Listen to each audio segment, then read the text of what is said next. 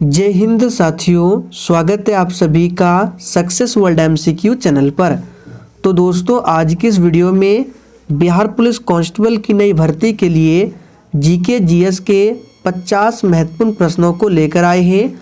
तो आप लोग पूरा सेशन को ध्यानपूर्वक देखें और कितने प्रश्नों के आप लोग सही आंसर दे पाते हैं कमेंट करके हमें ज़रूर बताएं। तो चलिए आप सभी फटाफट से लाइव में जुड़ जाइए। सभी को गुड इवनिंग।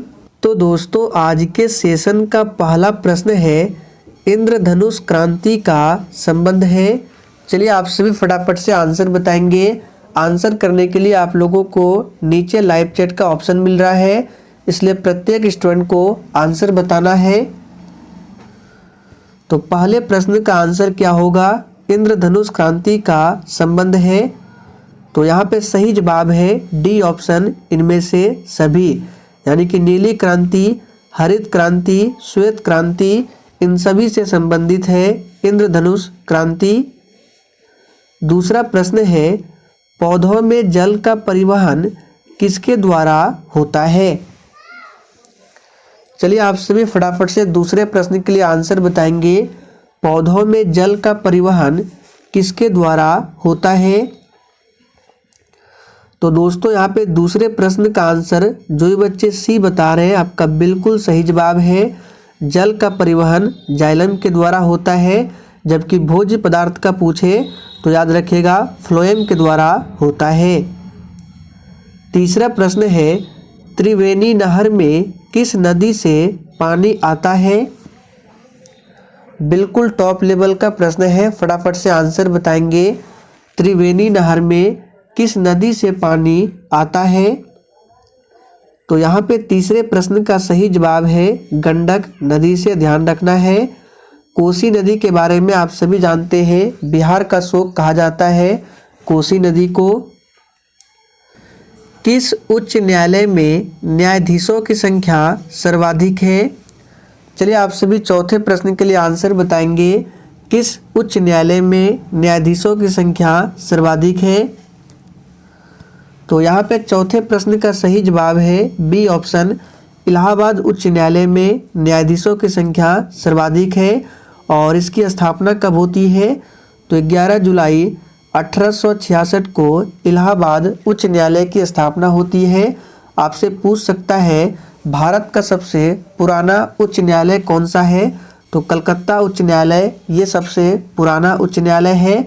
और अभी जो नया बना है उसका नाम क्या है? तो अमरावती उच्च न्यायालय। पटना हाई कोर्ट पूछा जाता है, इसकी स्थापना कब हुई थी? 3 फरवरी 1916 को पटना हाई कोर्ट की स्थापना होती है। आगे देखिए, भारत में लौकिक सार्वभौमिकता है क्योंकि संविधान की प्रस्तावना आरंभ होती है। किन शब्दों से आरंभ होती है? सभी ऑप्शन को ध्यानपूर्वक पढ़ें। तो यहाँ पे पांचवें प्रश्न का आंसर क्या होगा? तो जो भी बच्चे डी बता रहे हैं आपका बिल्कुल सही जवाब है हम भारत के लोग शब्दों से प्रस्तावना आरंभ होती है। और देखिए एग्जाम में पूछा जा सकता है कि प्रस्तावना में अभी तक कितने बार संशोधन हुए हैं? तो याद रखना है अभी तक एक बार ही संशोधन हुआ है। कौन सा? तो 42वां संशोधन, जो कि 1976 में हुआ था। इसके तहत प्रस्तावना में 3 शब्दों को जोड़ा गया था। तो यहाँ पे सही जवाब होगा डी ऑप्शन। दलदली अथवा ज्वार भाटा क्षेत्रों में पाए जाने वाले वन को क्या कहा जाता है? बिल्कुल एग्जाम में पूछा जाने वाला प्रश्न है, फटाफट से आंसर बताएंगे। दलदली अथवा ज्वार भाटा क्षेत्रों में पाए जाने वाले वन को क्या कहा जाता है? तो याद कर लीजिए मैंग्रोव वन कहा जाता है। पन्ना मध्य प्रदेश में एक बहुत महत्वपूर्ण स्थान है। यह निम्न में से किस खदान के लिए प्रसिद्ध है? और देखिए प्रत्येक स्टूडेंट को लाइव चैट में आंसर बताना है ताकि आप सभी का प्रॉपर तरीके से रिवीजन हो सके। तो सबसे पहले आपको ध्यान रखना है पन्ना कहाँ है? मध्य प्रदेश में है। और यह किस खदान के लिए प्रसिद्ध है? तो याद रखिए हीरा के लिए। निम्नांकित में से कौन सा भारत नेपाल सहयोग परियोजना के अंतर्गत नहीं आता है। यहाँ पे देखिए इस प्रश्न के जो ऑप्शन है थोड़ा सा टाइपिंग एरर है। इसका आंसर आप लोग याद कर लीजिए, चूखा परियोजना। चूखा परियोजना ये भारत नेपाल सहयोग परियोजना के अंतर्गत नहीं आता है। अगला प्रश्न है, भाखड़ा नांगल एक संयुक्त परियोजना है। सभी ऑप्शन को देखिए, भाखड़ा नांगल एक संयुक्त परियोजना है। हरियाणा पंजाब राजस्थान, हरियाणा पंजाब दिल्ली, हिमाचल प्रदेश हरियाणा पंजाब, या फिर डी पंजाब दिल्ली राजस्थान। तो इस प्रश्न को भी आप लोग याद कर लीजिए, भाखड़ा नांगल एक संयुक्त परियोजना है हरियाणा पंजाब और राजस्थान की। तो सही जवाब है ए ऑप्शन। ऋग्वैदिक काल में ब्राह्मणों के प्रमुख देवता कौन थे? सोच समझकर आंसर करना है। और क्लास का टाइमिंग है डेली रात 8 बजे से, तो आप सभी टाइमिंग को जरूर ध्यान रखें। तो यहाँ पे 10वें प्रश्न का आंसर है बी ऑप्शन। सोम जो है ये ऋग्वैदिक काल में ब्राह्मणों के प्रमुख देवता थे। आगे देखिए, गारो और खासी पहाड़ियाँ किस पर्वत श्रेणी के भाग है? फटाफट से आप सभी 11 के लिए आंसर बताएंगे। गारो और खासी पहाड़ियाँ किस पर्वत श्रेणी के भाग है? तो यहाँ पे सही जवाब है डी ऑप्शन, पूर्वी घाट, याद रखना है। अगला प्रश्न है, प्लास्टर ऑफ पेरिस रासायनिक रूप से क्या है? चलिए 12 के लिए आंसर बताएंगे। प्लास्टर ऑफ पेरिस शॉर्ट में पीओपी कहा जाता है। इसका सूत्र पूछा जाता है तो CaSO4 इंटू हाफ H2O, ये है प्लास्टर ऑफ पेरिस का सूत्र। और जिप्सम का क्या होता है तो CaSO4 इंटू 2H2O, ये है जिप्सम का सूत्र। तो दोनों को ध्यान रखना है। यहाँ पे 12वें प्रश्न का आंसर जो ये बच्चे ए बता रहे हैं, आपका बिल्कुल सही जवाब है कैल्शियम सल्फेट है। यहाँ पे आपको ऑप्शन के अकॉर्डिंग आंसर बताना है। कैल्शियम सल्फेट दिया हुआ है। मानव शरीर की सबसे बड़ी कोशिका है।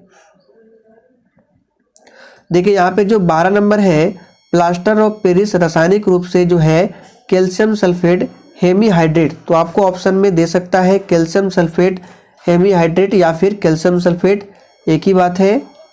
तो यहाँ पे मानव शरीर की सबसे बड़ी कोशिका कौन सी है? तो बिल्कुल सही आंसर दिया आप लोगों ने, तंत्रिका कोशिका मानव शरीर की सबसे बड़ी कोशिका है।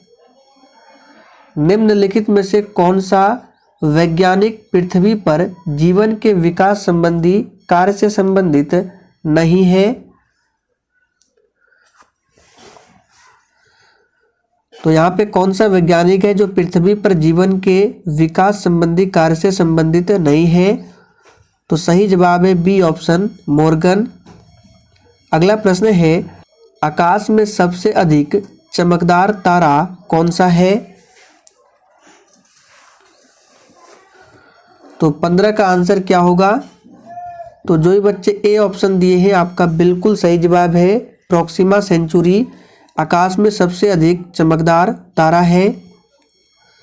निम्नलिखित में से कौन सी फसल खरीफ की फसल नहीं है? देखिए खरीफ की फसल जो है ये मई से जून में बोया जाता है और अगस्त सितंबर में काटा जाता है। तो यहाँ पे खरीफ की फसल कौन सी नहीं है? तो मसूर, यहाँ पे मसूर होगा। मसूर जो है ये खरीफ की फसल नहीं है। बाकी धान, मक्का, मूंगफली ये सभी खरीफ की फसल है। संगणक के आईसी चिप्स प्रायः बने होते हैं। संगणक का मतलब होता है कंप्यूटर, हिंदी में इसका लिखा गया है संगणक। तो कंप्यूटर के जो आईसी चिप्स बने होते हैं सिलिकॉन के बने होते हैं। तो सही जवाब है आपका सी ऑप्शन। और सिलिकॉन सिटी किसे कहा जाता है? तो कर्नाटक की राजधानी बेंगलुरु को। सामान्य मानव शरीर तापक्रम होता है, यहाँ पे आपको आंसर फ़ारेनहाइट में बताना है। सेल्सियस में कितना होता है? तो 37 डिग्री सेल्सियस होता है समान मानव शरीर का तापक्रम सेल्सियस में। और केल्विन में 310 केल्विन होता है और फ़ारेनहाइट में 98.4 होता है। तो यहाँ पे सही जवाब है ए ऑप्शन 98.4। ऑप्शन में आपको 98.6 भी मिल सकता है। तो दोनों को आपको ध्यान रखना है, जो ऑप्शन में मिले वो आपको आंसर बताना है। निम्नलिखित में से किसकी उपस्थिति के कारण दूध में मिठास आ जाती है? चलिए आप सभी 19 के लिए फटाफट से आंसर बताएंगे।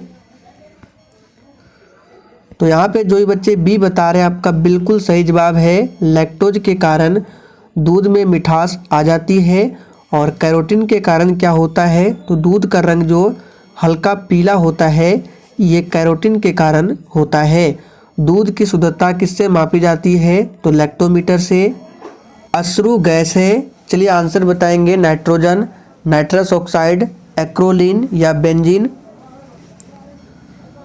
तो 21 का आंसर क्या होगा, तो जो ये बच्चे सी बता रहे हैं आपका बिल्कुल सही जवाब है। एक्रोलीन जो है ये अश्रु गैस है, ध्यान रखना है। नाइट्रोजन की बात करें तो वायुमंडल में नाइट्रोजन जो है लगभग 78% के आसपास पाया जाता है। नाइट्रस ऑक्साइड क्या है, तो इसको लाफिंग गैस बोला जाता है। सूत्र होता है N2O, ध्यान रखना है, इसको लाफिंग गैस कहते हैं। और बेंजीन का सूत्र क्या होता है, तो C6H6 ये बेंजीन का सूत्र है। सूर्य की हानिकारक किरणों से आंखों की रक्षा के लिए धूप के चश्मे में प्रयुक्त कांच में किसका मिश्रण होता है? तो यहाँ पे 22 का आंसर क्या हो जाएगा, सी ऑप्शन फेरस ऑक्साइड का मिश्रण होता है। दैनिक जीवन में उपयोग होने वाला प्राथमिक सेल है। तो यहाँ पे 23 का आंसर क्या हो जाएगा, तो याद रखिएगा दैनिक जीवन में उपयोग होने वाला प्राथमिक सेल जो है ये शुष्क सेल है। नगदी फसल है, चलिए आंसर बताएंगे। नगदी फसल कौन कौन सा है, तो यहाँ पे 24 का आंसर हो जाएगा गन्ना और कपास जो है ये नगदी फसल है। कपास पूछा जाता है सबसे अधिक किस मिट्टी में होता है, तो काली मिट्टी में कपास की खेती सर्वाधिक होती है। और काली मिट्टी का दूसरा नाम क्या है, तो रेगुर मृदा, ये आपको ध्यान रखना है। गेहूं में रस्ट बीमारी होती है, तो याद रखिएगा इंपॉर्टेंट प्रश्न है। गेहूं में रस्ट बीमारी जो है ये कवक के कारण होता है, ध्यान रखना है, कवक के कारण। और धान में एक रोग होता है खैरा रोग, इसको भी ध्यान रखना है, ये जिंक की कमी के कारण होता है धान में खैरा रोग। मृदा में सूक्ष्म जीवों की सर्वाधिक संख्या होती है। चलिए आंसर बताएंगे। मृदा में किस सूक्ष्म जीवों की सर्वाधिक संख्या होती है, तो याद रखिएगा ये है फंगस। मृदा में फंगस जो है इसकी सर्वाधिक संख्या होती है। फंगस के अध्ययन को क्या कहते हैं, तो माइकोलॉजी, याद रखना है माइकोलॉजी। हमने आपको बताया था कवक का अध्ययन माइकोलॉजी, तो फंगस को ही कवक बोला जाता है। तो ध्यान रखना है माइकोलॉजी के अंतर्गत फंगस का अध्ययन किया जाता है। और फाइकोलॉजी में किसका अध्ययन किया जाता है, तो शैवाल का। आगे देखिए, कौन सा उर्वरक अम्लता को घटाता है, तो 27 का आंसर क्या होगा, बी ऑप्शन अमोनियम फॉस्फेट। याद रखना है ये क्या करता है, उर्वरक की अम्लता को घटाता है, अमोनियम फॉस्फेट। और देखिए यहाँ पे दिया है सी ऑप्शन में यूरिया, इसका सूत्र पूछा जाता है, तो याद रखिएगा NH2CO NH2, ये किसका सूत्र है, तो ये यूरिया का सूत्र है। किसकी उपस्थिति के कारण सिरका अम्लीय प्रकृति का होता है, तो यहाँ पे 28 का आंसर क्या हो जाएगा, एसिटिक अम्ल की उपस्थिति के कारण सिरका जो है अम्लीय प्रकृति का होता है। एसिटिक अम्ल का सूत्र क्या होता है, तो CH3COOH, ये एसिटिक अम्ल का सूत्र है। कृत्रिम उपग्रह के जरिए संचार के लिए किन तरंगों का प्रयोग किया जाता है, तो यहाँ पे 29 का आंसर क्या हो जाएगा? सूक्ष्म तरंग का प्रयोग किया जाता है। संविधान के किस धारा के अंतर्गत कोई भी व्यक्ति मूलभूत अधिकारों के हनन का मामला सीधे उच्चतम न्यायालय में उठा सकता है? काफ़ी ज़्यादा इम्पोर्टेंट प्रश्न है, चलिए आंसर बताएंगे। तो यहाँ पे 31 का आंसर जो ये बच्चे ए बता रहे हैं आपका बिल्कुल सही जवाब है धारा 32, जिसको संवैधानिक उपचारों का अधिकार कहा जाता है। भारत में बाहरी आक्रमण अथवा सशस्त्र विद्रोह के कारण भारत के राष्ट्रपति द्वारा राष्ट्रीय आपातकाल की घोषणा किसके अंतर्गत की गई है? यानी कि सिंपली आपको बताना है राष्ट्रीय आपातकाल के बारे में किस अनुच्छेद में बताया गया है। तो हमने आपको 3 आर्टिकल बताया था। 352 जिसमें राष्ट्रीय आपातकाल है, 356 इसमें राष्ट्रपति शासन है, 360 इसमें क्या है? वित्तीय आपात है, और 368 में क्या है? तो संविधान संशोधन की प्रक्रिया के बारे में बताया गया है 368 में और भाग 20 में। अच्छा, संविधान संशोधन की प्रक्रिया को किस देश के संविधान से लिया गया है? तो दक्षिण अफ्रीका के संविधान से लिया गया है। सामुदायिक विकास कार्यक्रम का प्रारंभ किस वर्ष किया गया? तो यहाँ पे 33 का आंसर है बी ऑप्शन 1952 में। सन 1923 में नागपुर में कौन सा सत्याग्रह हुआ था? चलिए 34 के लिए आंसर बताएंगे।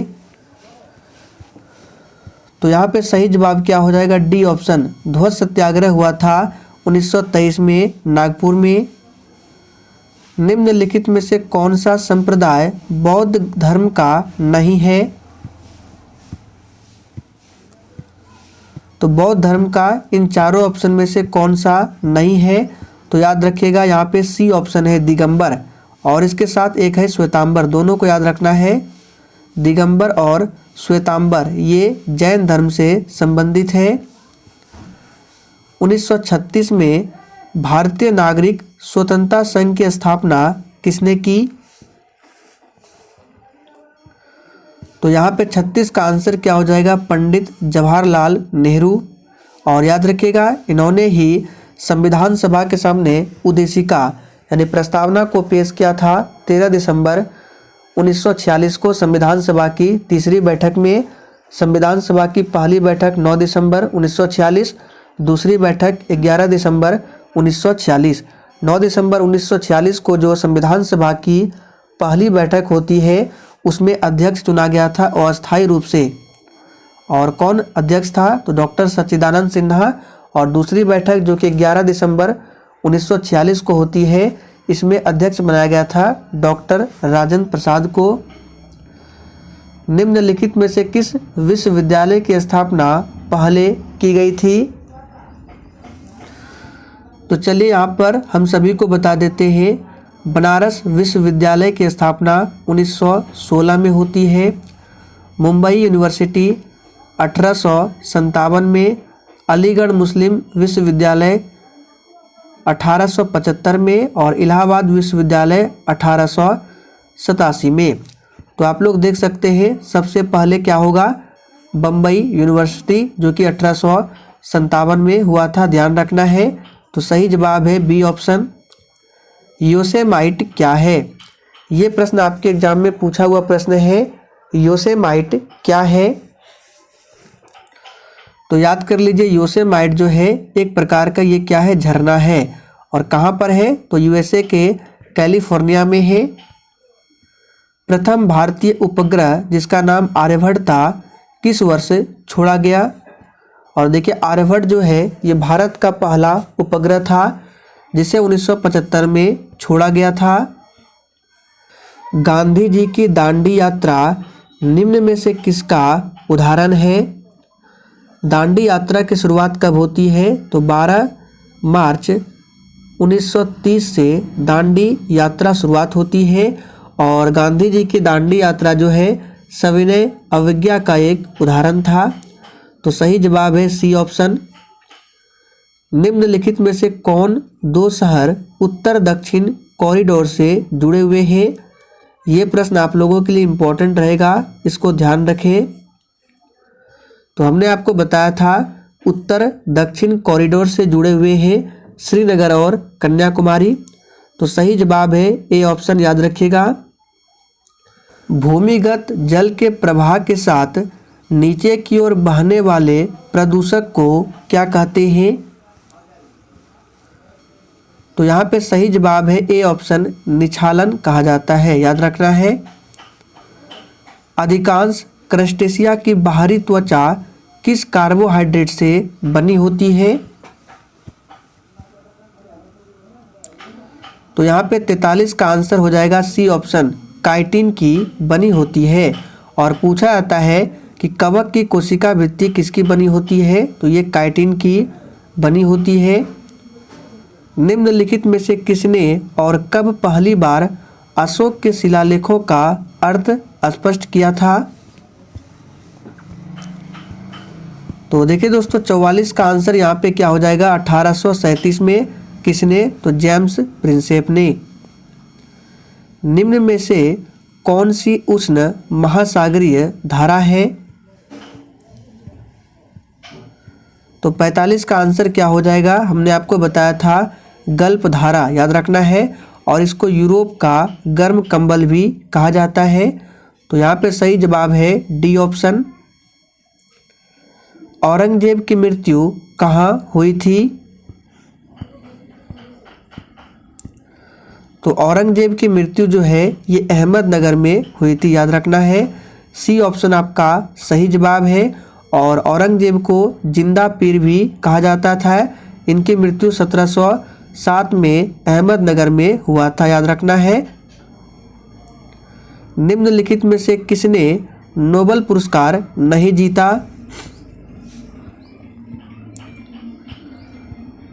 तो नोबेल पुरस्कार किसे नहीं मिला है? तो यहाँ पे सही जवाब है सर जगदीश चंद्र बोस को नोबेल पुरस्कार नहीं मिला है। सिंधु घाटी की सभ्यता के निम्नलिखित में से किस स्थान पर विशाल अन्न भंडार के अवशेष मिले हैं? और दोस्तों, जिसने अभी तक सेशन को लाइक नहीं किया है, प्लीज़ आप सभी सेशन को दिल से लाइक करें। तो यहाँ पे सही जवाब होगा मोहनजोदड़ो, याद रखना है। मोहनजोदड़ो वर्तमान में पाकिस्तान के सिंध प्रांत में है, सिंधु नदी के किनारे। और इसकी खोज 1922 में राखल दास बनर्जी के द्वारा किया गया था। मोहनजोदड़ो का शाब्दिक अर्थ होता है मृतकों का टीला। हड़प्पा किस नदी के तट पर है? रावी नदी के तट पर। लोथल की बात करें तो ये एक बंदरगाह था जो कि गुजरात में भोगवा नदी के किनारे स्थित है। कौन सा भारतीय राजा देवनाम प्रियदर्शी की उपाधि से जाना जाता था? तो सही जवाब हो जाएगा अशोक, याद रखिएगा। अशोक जो है देवनाम प्रियदर्शी के नाम से जाना जाता था। और ये मौर्य वंश का सबसे महानतम शासक था। इनके पिता का नाम क्या था? बिंदुसार, याद रखिएगा। ये बिंदुसार के पुत्र थे और चंद्रगुप्त मौर्य के पौत्र थे, याद रखना है, पौत्र थे। आगे देखिए, हिमालय पर्वत श्रृंखला किसका उदाहरण है? तो इस प्रश्न को हमने आपको काफ़ी बार बताया है। हिमालय पर्वत श्रृंखला जो है ये वलित पर्वत का उदाहरण है। तो सही जवाब है यहाँ पे डी ऑप्शन। तो दोस्तों, आज के लिए इतना ही। अगर आपको सेशन पसंद आया हो तो सभी लोग सेशन को दिल से लाइक करें और सेशन को अधिक से अधिक ज़रूर शेयर करें।